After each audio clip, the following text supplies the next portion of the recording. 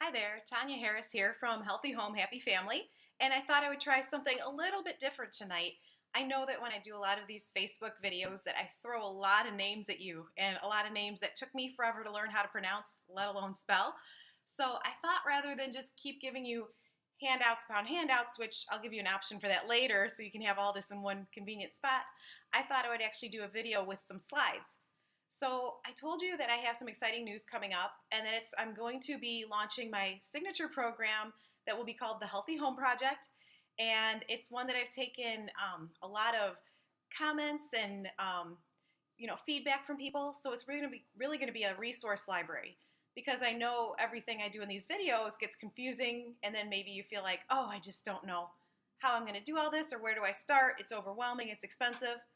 Well, what I do is I boil it down to what I think are the 10 most common ingredients that are going to give you the most bang for your buck, literally.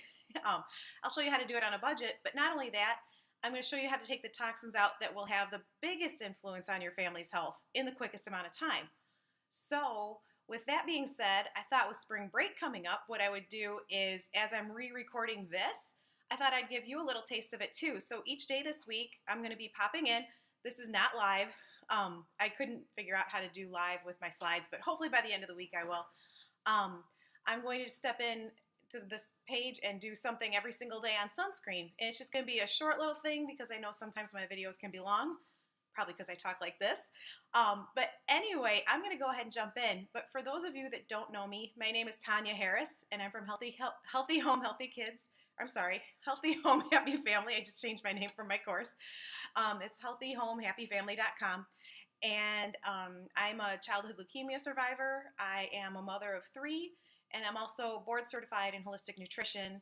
And I have a child with learning disabilities and ADHD, which is really the push about why I do this the way I do, and why my passion is to help parents learn how to take out the common toxins in their home that are affecting their family's health, especially their children's.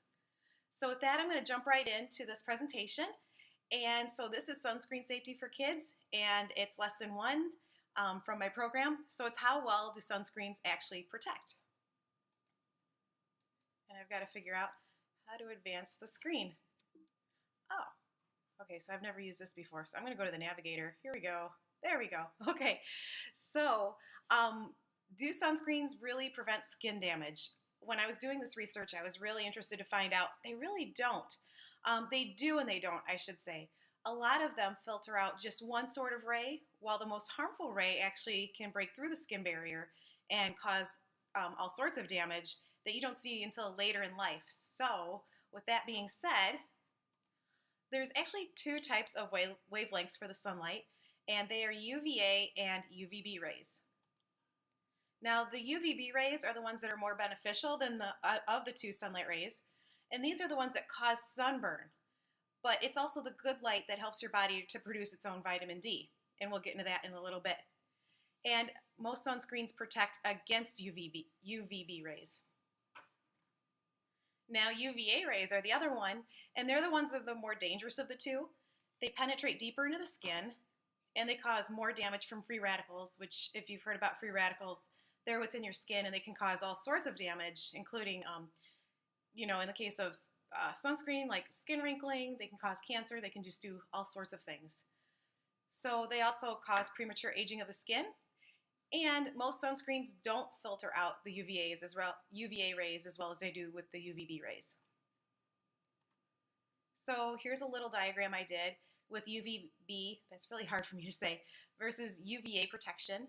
So you can see here that the UVA rays do definitely penetrate deeper into the skin, more so than the UVB you can see on the right. And again, most of those sunscreens are protecting against the UVB rays. And meanwhile, you can see the UVAs are just sneaking deeper and deeper into the skin, which can cause skin cancer later in life. It can cause wrinkling of the skin quicker. And you're also blocking your body's ability to make its own vitamin D if you're blocking those UVB rays. So let's talk real quick about healthier sun solutions.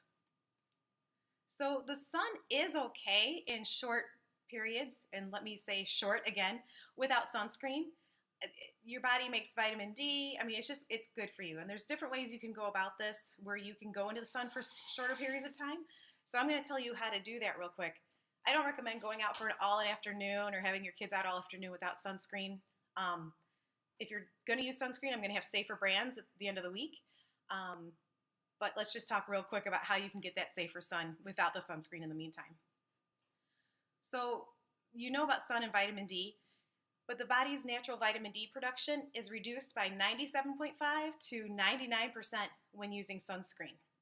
So, you can eat foods that contain vitamin D, you can take vitamins that contain vitamin D, but what they found is foods don't actually have enough vitamin D in them for it to be super beneficial. Not saying don't eat those, still eat those because you are still getting some benefit.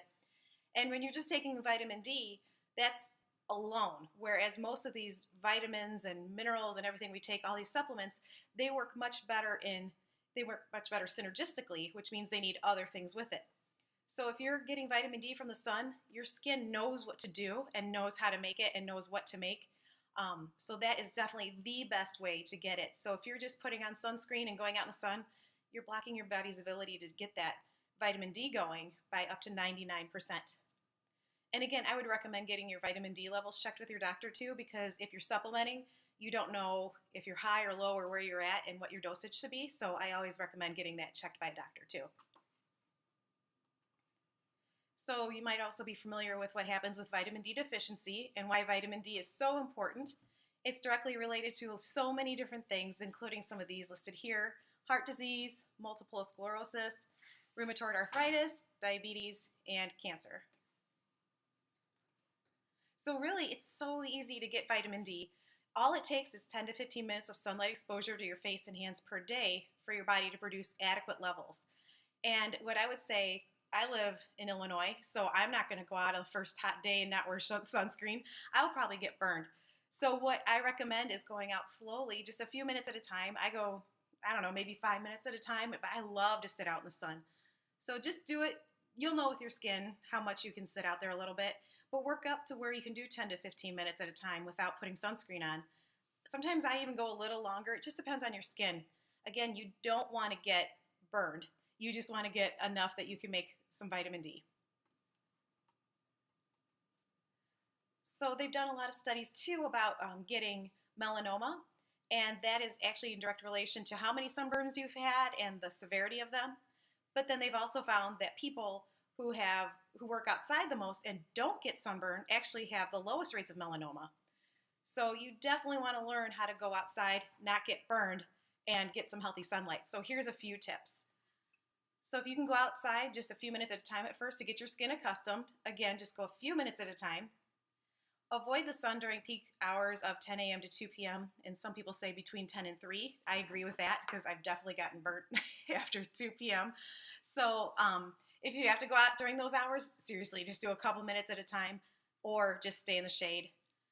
And again, if you have to go out during those hours, also wear sun protective clothing. You can wear long sleeves. You can wear sun protective clothing. And always, I have a wide brim hat I use. So those are just some helpful tips that you can use to go outside, but still get some healthy vitamin D going in your skin. So that's actually all I have for this lesson. I tried not to make it too long. Again, I'm going to be posting something on this page every single day this week. So tomorrow we're going to bust some sunscreen myths, and we'll start getting into some ingredients to avoid. So I will see you soon. Thanks.